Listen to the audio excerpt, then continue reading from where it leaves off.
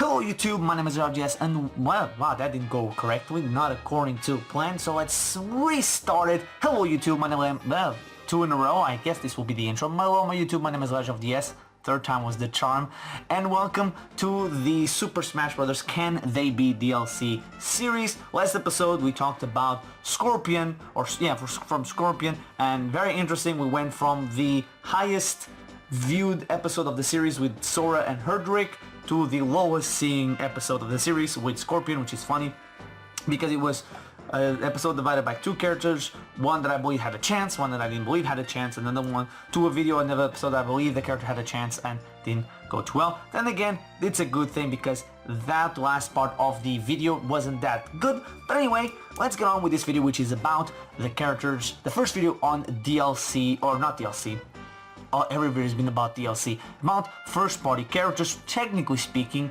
second party in this case. We'll be talking about Pokémon, and what Pokémon can we see in Super Smash Bros. As DLC? Can we see a character from the past making an appearance, or will we see a new Pokémon come in as DLC, and what are the possibilities for either side to happen? Well, let's get started off with the possibility of a Pokémon from a new generation, Gen 8, coming into Super Smash Bros. And I think the probability is very small, mostly because, well, actually, here's the thing, it depends. If the Generation 8 games come out this year and we don't get a Season 2, then I don't think we'll ever see Pokemon from Gen 8 as a playable character. Gen 3 and Gen 5 suffered from the releasing between games. As you remember, no Generation 3 Pokemon was in Melee, no Generation 5 Pokemon was in 4, and no Smash, not Gen 3 game Pokemon in Melee, but in Brawl. And the same thing happens here with the Super Smash Brothers Ultimate. Could be that if Ultimate come out in 2018, and if there's no DLC in 2020, if there's no characters in 2020, and if why do I have my headset on? I just realized I had my headset on. Wow. And if we don't have and if there's no DLC in 2020, and if there is a new generation, by say a generation of Pokemon in say 2022, then there won't be a Generation 8 Pokemon coming to Smash Bros. Period. It happened multiple times, and with another generation on, it's very unlikely that we will see things. Heck, Pokemon, technically speaking, went through 2 generations since Smash Bros. 4, and without a question, Super Smash Bros. 4 suffered from the fact that the Wii U was such a failure. I guarantee you, if the Wii U had not flopped, that we would not have received the Switch in 2017, which would mean that we would have never gotten Smash Ultimate in 2018. So in a way, good thing that the Wii U flopped. We're getting a lot of great games now. Unfortunately, we did suffer from that for years of almost absolutely nothing. But still, moving forward, no Generation 8, mostly because of that. I believe there is a chance, but it has to be for like a legendary or a mascot for the generation. Whomever gets the movie, whomever gets not the cover art, but whatever is the legendary that they'll believe in, like Tapu Koko clearly was the favorite of the legendary Pokemon from Generation 7, just because he was the only one outside of the Lunala and Solgaleo to get any sort of representation, A, in Smash Bros. From the legendaries, and B, as a general speaking Pokemon in Sun and Moon. We knew about Tapu Koko. We heard about the other Tapus later on, but Tapu Koko was the one they focused on, and even they focused on promotional and advertisement and trailers, and later on when the game came out, Tapu Koko has an impact in the story. He's the first legendary you meet and even saves you in the game. He's the first legendary you beat post beating the League, technically speaking a spoiler, but not that big of a spoiler, you know, outside of the Solgaleo Lunala thing, which they technically speaking could be considered Ultra Beasts in a way. Tapu Koko does fight you right after you beat the League. He's the first Pokemon that you do in the celebration, if I remember correctly. I believe it is, right?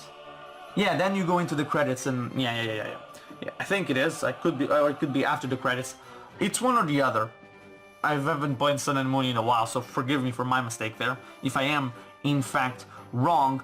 Or it could be like a Lucario. Where was I? No, I was talking about yeah, legendary if it's like Tapu Koko, given the every importance. I really lost my mind. Where was I? Tapu Koko, yeah, Tapu Koko being the legendary Pokemon they focused on, they went with it, they promoted, they focused on. The other Tapus were like, they're there, I guess. We exist, guys. There's 4 of us. But only people care about 25% of us. And Tapu Koko was alongside Solgaleo and the Lycanroc and Mimikyu and Incineroar and Decidueye as Pokemon that people actually wanted to see in Smash. I'm still partial to Decidueye, and we'll get to that in a little bit. He's actually the one I believe will be in the thumbnail. So, yeah. But it could be...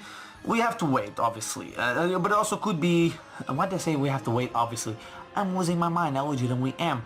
We have to look into also the character that gets the movie. That's how Lucario made it in, technically speaking, how Mewtwo made it in. But Mewtwo was already a character that Sakurai wanted in Smash, so I don't believe the movie had any influence on it. Because the movie is going to be the Pokemon that is the mascot of that generation. Every Pokemon generation, apart from Gen 2 and even Gen 2, kind of the mascot is Lugia, has a movie that promotes a legendary as a mascot going forward.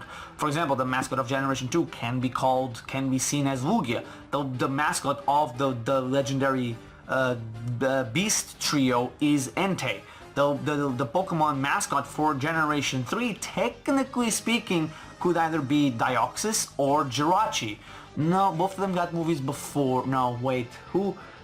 No, it was Blaziken the mascot, mostly because he appeared on the anime before anybody from Generation 3. He appeared in the league, if I'm not mistaken. Generation 4 was obviously Lucario. Generation 5 was Zoroark. Did 6 have a Pokemon that was... 6 was technically speaking... Who was from Generation 8 or 6? Was it Genesect? Yeah, Genesect got the movie, I think. But anyway, Genesect or whatever. So there's always a mascot.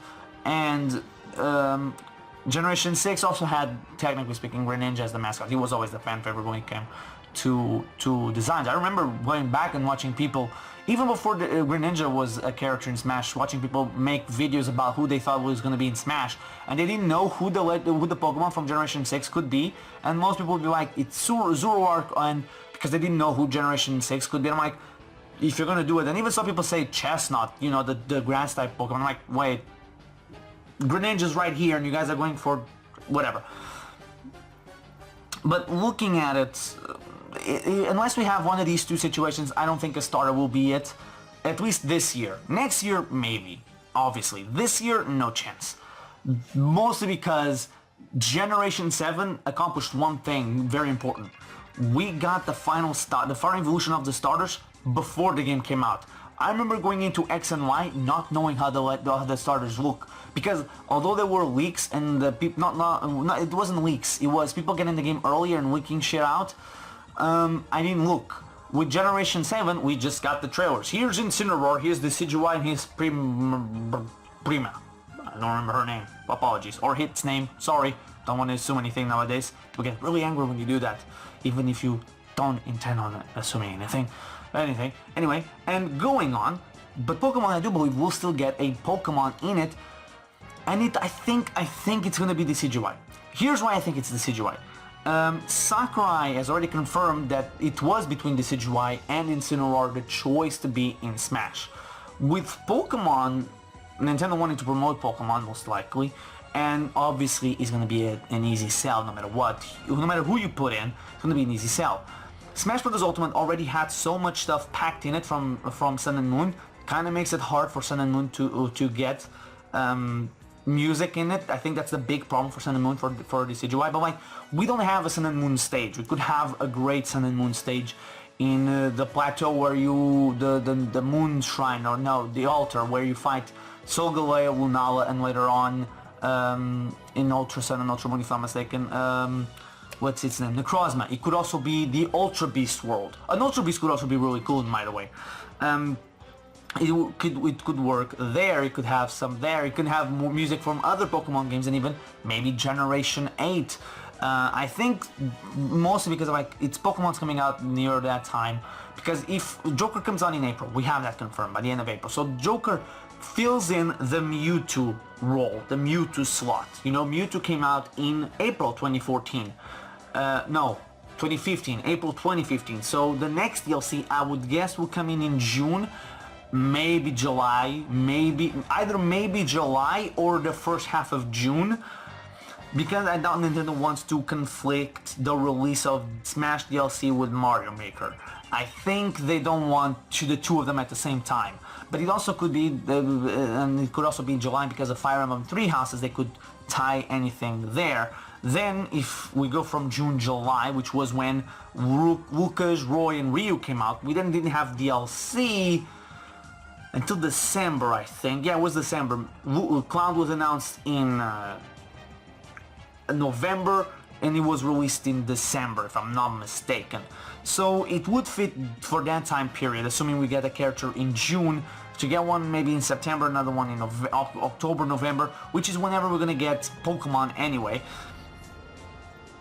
And also, yeah, I guess that's why I think Pokemon will be it. But at the same time, it's very iffy because in Decidueye, which is a Pokemon I would love, and maybe that's why I'm so like, yeah, it's gonna be in Smash.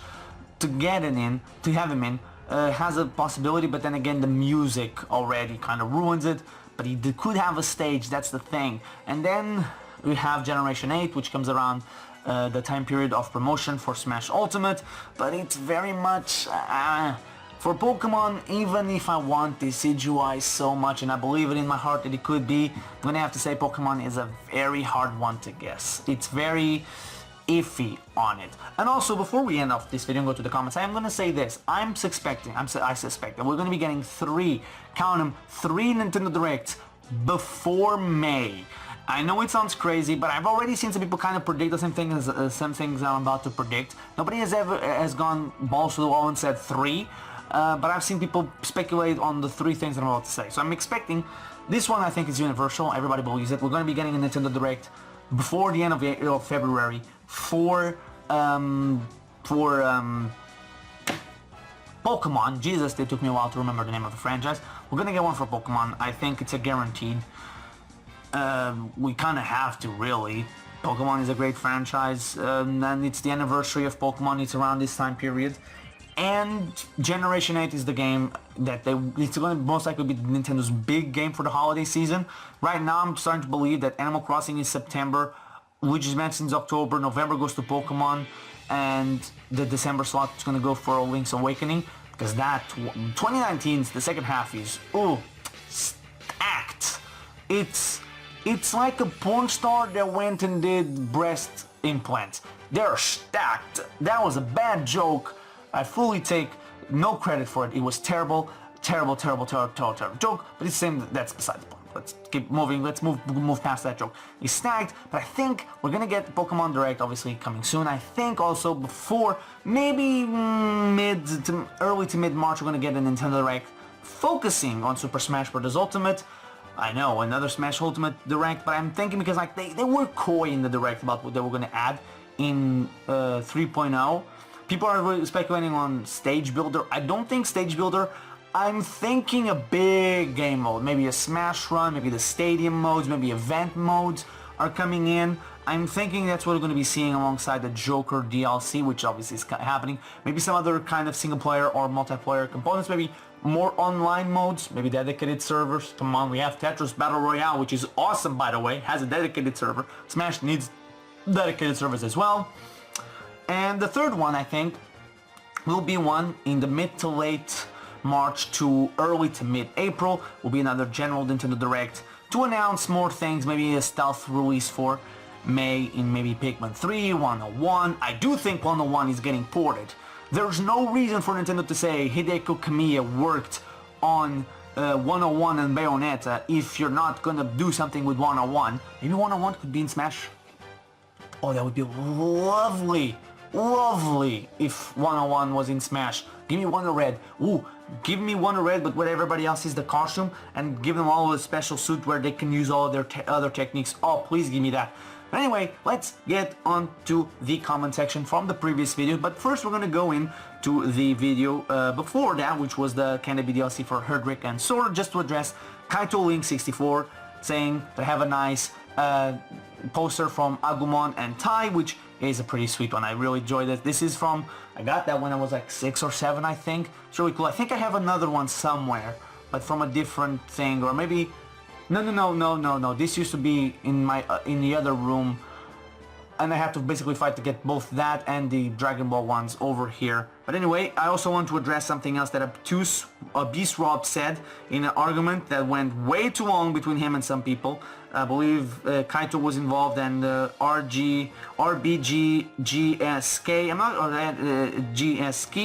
I'm not going to address anything that they said. Mostly the only thing I'm going to really address is that he said that Sakurai said Joker is not promoting a promotion. I haven't seen that. I looked it up. I literally looked it up, but the only thing I looked was I haven't found anything. So yeah, I wasn't able to find anything. The only thing I know is that he said Cloud was not promotion, and that I cannot find him. And then let's move on to last episode's video, which again was the video with the least amount of views, but also the one with surprisingly more comments than views. But that also could also be because of Gen.8 Tyson that commented on multiple times, one of them being just finish him. Another one was that Scorpio was in fact the first guest fighter in Injustice. I wasn't sure if he was in Injustice 1. I know he and Sub-Zero were in the Injustice games. I did not know if he was in 1 or 2, which I know he was in 1. Also, that thing that Scorpion launches is a spear. I don't think that's the case. That doesn't look like a spear to me. And that he confirmed that you can buy Mortal Kombat on PC in Japan. I couldn't find an answer one way or the other, so thank you again, Tyson, for Tice for giving that information. Really appreciate it. The one that I'm questioning you on is the spear. Is it really called a spear? That doesn't look like a spear. And if that's called a spear, I have questions for the people at NetherRealms. That's not a goddamn spear. I know what a spear looks like. That's not a spear. What the hell, NetherRealms? And once again, Terry Severson, which I believe that makes it like 4 or 5 times that he has commented on a video. Wait, why my computer's okay? My computer was not working too well. So wait, I'm just gonna go. Wait, come on. Okay, it's back. Okay, the screen was all white. It wasn't working. Okay, so Terry said, I could see Mortal Kombat being represented with me costumes as Pokemon. I could define evolution of the grass starter being a playable fighter. The YouTuber Lex Chris did some videos going over leaks of the starters for Generation 8. And the starting form of the grass starter is based on a gorilla, so its final evolution could fit, although the leaked images for Gen 8 starter Pokemon could be fake. But if the images are real, whatever the final evolution of this grass starter looks like, the Gen 8 starter final evolution would be a good choice. So there would be a Soul Fire type being Incineroar, Soul Water type being Greninja, and a Soul Grass type being final evolution of the starter is and what his name is. Okay, so first things first, the Mii costume. I could see that happening actually. It would be a way to address the lack of, or not the lack of, Mortal Kombat being in Smash, or not being in Smash, or being a way to tone down the characters in Smash. I guess it could only really work as brawlers, but I guess they could also work, some characters could work in the Sword Fighter and the Gunner, but I'm not too well versed in Street Fighter or Mortal Kombat. I don't think there's a lot of sword wielders. But I still think the possibility, at the very least, is something, and I will agree. I think that that's the bare minimum will happen to Mortal Kombat. I would be really shocked if Mortal Kombat doesn't get any type of representation, although that kind of diminished after seeing the latest Direct, where Mortal Kombat was just something that it showed up, next thing. It was really quick, so yeah, maybe my Scorpio things has changed a lot. He has gone down a few pegs. Now no longer my most thought of character as a DLC. Then again, I don't have any real characters that I think will be 100% or coming as DLC. As for the Pokemon thing, Lex Chris, I'm not going to comment too much on Lex Chris because from what I remember, he was a guy doing YouTube videos on Smash news, but everything he talked about in the Smash videos was leaks that were really shady, that he was really taking a lot of interest in. And when it comes to Pokemon, if the leaks were in fact truthful, a lot of people will be talking about how there's leaks, and Pokemon very rarely gets leaks. Yes, we got some leaks for Let's Go, but Generation 7, Generation 6 did not get any leaks. I don't think we're going to be getting any sort of leaks for this, and most we will be getting in terms of leaks, unless it's a direct screenshot off-screen screenshot like we got for Let's Go. I think it has to be those, and I don't know if I can find it. I'm gonna try and find it. If I can't find it, I'm sorry. I'll see if I can find it. And if I find it, it will be like here or something, or here. There was an image that was a Pokemon leak from years ago, both for Generation 5 or 6 and 7, I think, which were anime documents. If that's the type of leak that, but then again, now I was gonna say that's the type of leak that he has. Maybe that's more plausible, but it could also be faked. So that doesn't really matter. But yeah, I wouldn't believe any leaks for Pokemon. Every Pokemon game has, I have this leak, I have this leak. Oh, leaks galore, hallelujah. And they never truly pan out. Most of them get debunked like that. But anyway, with Pokemon, we're gonna find out sooner or later. I guess like the latest we're gonna hear about Pokemon would be like late May, and that's pushing it. Let's Go is doing fine, and I think it can do well even with the announcement of a Generation 8 Pokemon. I don't think they will, and they would wait too long, and I'm really dropping there. Yeah, when it comes to Pokemon, I also think a Grass starter would work best.